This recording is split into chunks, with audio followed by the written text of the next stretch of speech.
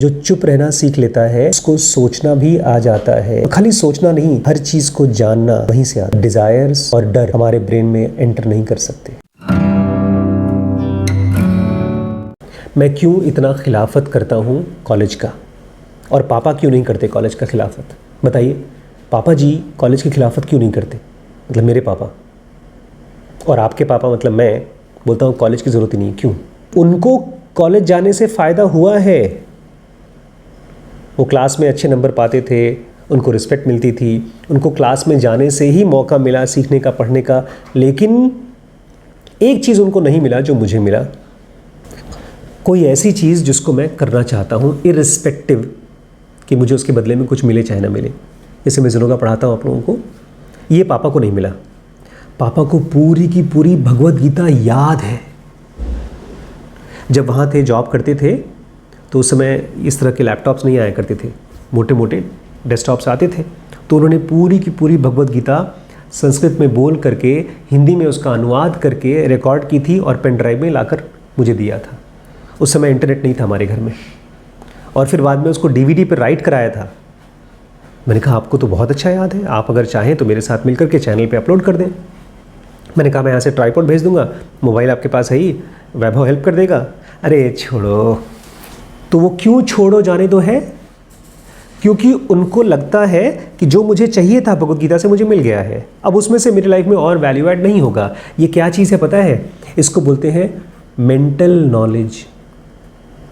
अगर आपके पास खाली मेंटल नॉलेज है तो आप किसी को देना नहीं चाहते, और जब माइंड की बात आती है तब तो अलग ही लेवल का प्रैक्टिस चाहिए आपको। The known is accidental. अब दो बहुत बड़े बड़े वर्ड आ रहे हैं। एक है नोन। नोन मतलब मेरे दिमाग में बड़ बड़ बड़ बड़ बड़ बड़ बड़ जो भी चीज़ आप सोचते हैं वो सब इर्रिस्पेक्टिव वो सही है या गलत है, वो है नोन। ढेर सारी बातें दिमाग में बड़ बड़ बड़ बड़ बड़ चलती रहती हैं। इसमें बहुत सी चीज़ें फैक्ट होती हैं, बहुत सी चीज़ें झूठ होती हैं। लेकिन हमको कैसे पता चलता है? क्योंकि वो हमारे दिमाग में चल रहा है।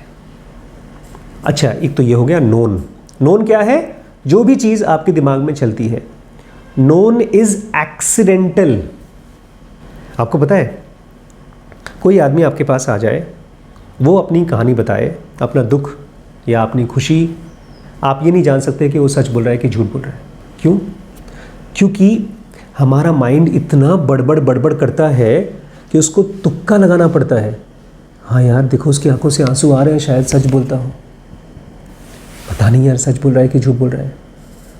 दूसरों को तो छोड़िए, हम अपने बारे में भी नहीं जानते कि हम सच बोल रहे हैं या सच सोच रहे हैं। बड़े पापा मैं चाहता हूं कि मैं ज़रूर पढ़ूं। अब 10 सेकंड बाद नहीं, मुझे बिल गेट्स को पढ़ के पैसा अमीर बन लूं, उसके बाद ज़रूर पढ़ूंगा। एनलाइटन तो वैसे भी हो जाऊंगा कभी ना कभी, अमीर अभी हो जाऊं। ये हमारे ब्रेन की थॉट्स तुक्के लगाता रहता है।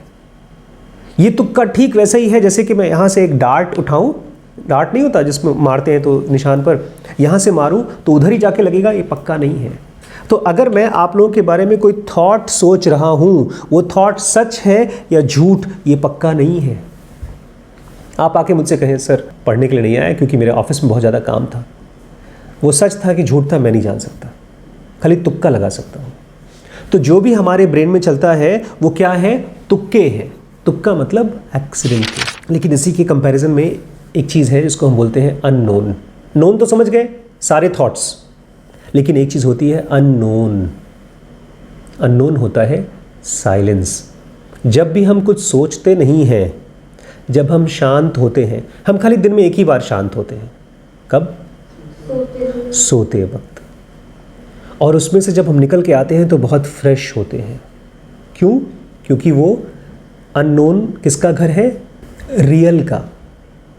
एक बहुत ही कमाल की मूवी है, मुझे नहीं मिल रही है, बहुत 13th फ्लोर नाम है उसका।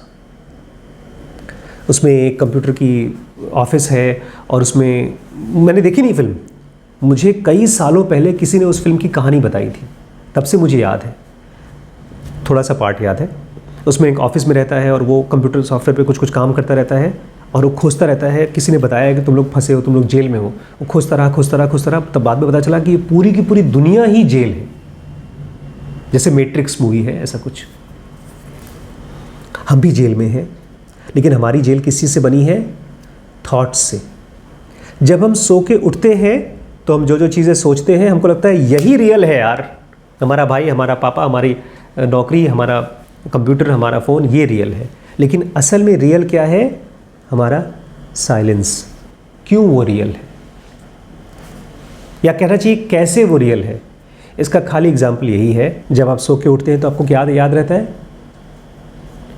अगर सपना नहीं देखा तो कुछ नहीं याद रहता, लेकिन जब आप सोने जाते हैं तब आपको कुछ याद रहता है इस फिजिकल वर्ल्ड का? नहीं। जब मैं सोने गया तब मुझे सपना देखा। सपना कभी भी फिजिकल वर्ल्ड जैसा होता है? ऐसा कभी हुआ है कि जैसा एग्जैक्ट लाइफ जी रहे हैं वैसा ही सपना चलता हो? कभी नहीं होता। लेकिन जब उठते हैं तब सपने की कुछ चीज़ें याद रहती हैं। इससे हम लोग क्या डिसाइड करें कौन सी वर्ल्ड रियल है? वो वर्ल्ड रियल है कि ये वर्ल्ड रियल है?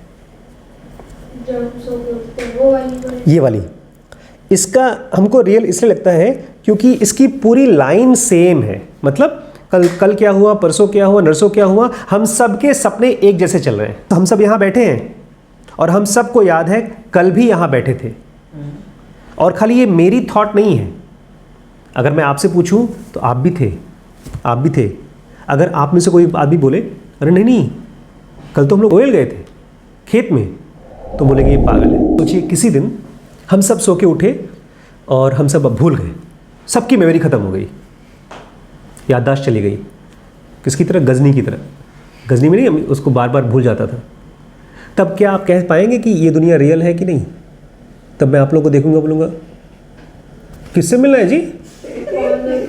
आप बोलोगे आप मेरे पापा जैसे लग रहे हैं, प्लीज़ चलिए मुझे अंडरवेयर दिलवा दीजिए। मैं बोलूँगा चेप हो रहा है, भाग यहाँ से। सोचिए परिवार टूट जाएंगे, घर टूट जाएंगे, शहर टूट जाएंगे, दुनिया ख़त्म हो जाएगी।